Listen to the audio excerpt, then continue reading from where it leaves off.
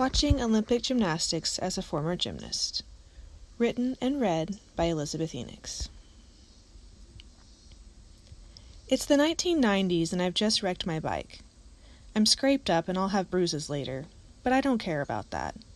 All I care about is finding the Olympic gymnast McDonald's Happy Meal toy that was riding in my basket. She's blonde with blue eyes. She's dressed in red, white, and blue. My hero is Dominique Dawes, but I treasure the tiny plastic Olympian who looks so much like me.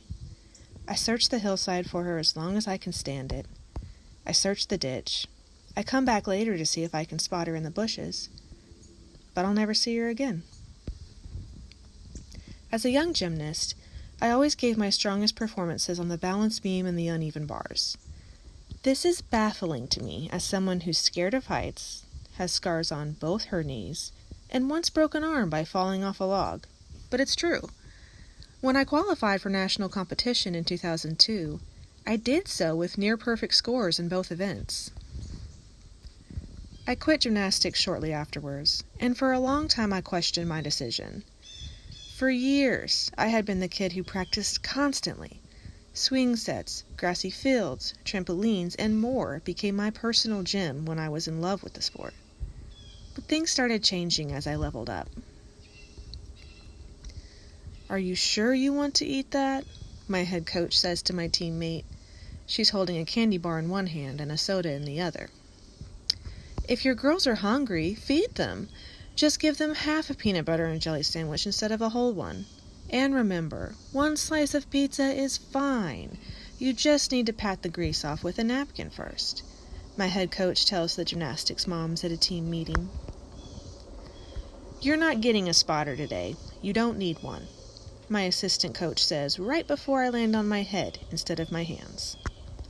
"You're fine. Walk it off," my assistant coach tells me after I fall off the balance beam mid-skill, land on my back, and momentarily lose the ability to breathe.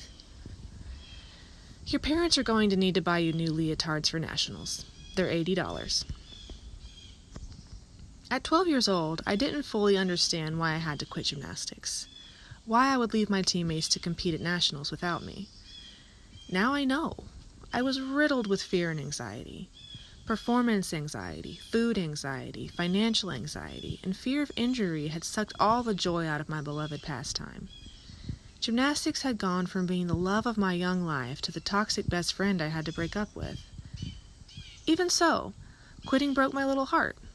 I traded anxiety attacks for a deep sadness and a hit to my self-esteem that took months to recover from. My mom started taking me to a chiropractor shortly after I quit. I was having chronic headaches, likely due to multiple neck injuries. I still have chronic headaches, although I doubt it's solely from gymnastics.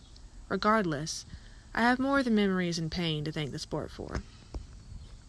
Loving and leaving gymnastics taught me the importance of nurturing multiple sources of joy at once, how having numerous passions, hobbies, and social connections can help stave off loneliness and disappointment.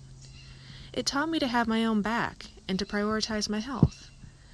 Literally and figuratively, it taught me the necessity of balance. I wish I could say gymnastics was such a fantastic teacher that I haven't struggled with balance since. I poured endless love and energy into a romantic partner for the first half of my 20s, and I left that relationship deeply traumatized, forever transformed. Stress nearly killed me in my late 20s. I worked super hard for years, hoping to get ahead financially, and I ended up with a massive hospital bill that I'm nowhere near paying off 5 years later. In my 30s, I've invested heaps of emotional labor into friendships with the dream of building a strong community. For the most part, it's only reaffirmed what gymnastics taught me years ago. I have to have my own back. Traumatic breakup or not, I never completely fell out of love with gymnastics. I owned the movie Stick It and its soundtrack.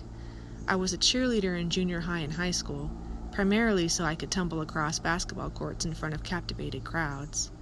I got really into yoga in my early 20s. I can still do a cartwheel, and gymnastics is the only sport I care to watch when the Summer Olympic Games roll around. But I don't know if I'll ever be able to watch an Olympic gymnast routine without worrying about potential injuries. When cameras focus on the faces of young gymnasts hoping for high scores, I'm hoping those young gymnasts are eating enough, minding their mental health, exploring interests and fulfilling relationships outside of elite gymnastics.